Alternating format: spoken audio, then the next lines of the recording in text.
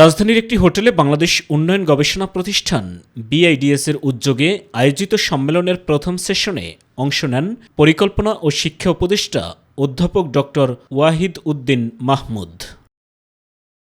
আগামী বছরই জাতীয় নির্বাচন অনুষ্ঠিত হওয়ার আভাস দেন তিনি। আগামী বছরই আমরা একটা রাজনৈতিকভাবে নির্বাচিত সরকার দেখব। আমার ব্যক্তিগত মতামত, জানি না কি হবে।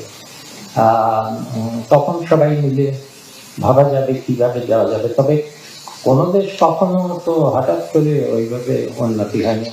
সাতক্ষীরা ভোমরাস্থলে রাজনীতিবিদরাই দেশ পরিচালনা করবে গণমাধ্যম কর্মীদের এমন প্রশ্নের জবাবে মন্তব্য করেন নৌ পরিবহন উপদেষ্টা সাখাওয়াত হোসেন।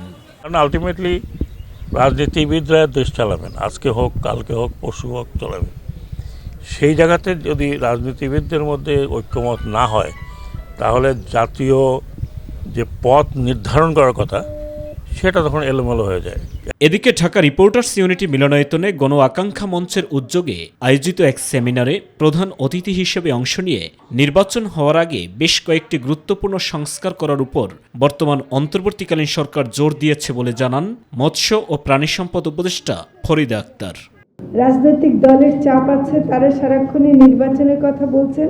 নির্বাচন অবশ্যই দিতে হবে, কিন্তু যে কাজগুলো ন্যূনতম কাজ আমরা এই রক্তের উপর দাঁড়িয়ে আমাদেরকে করতে হবে, সেই কাজগুলো আমাদের শেষ করতেই হবে, সেই প্রতিজ্ঞা আমরা করছি।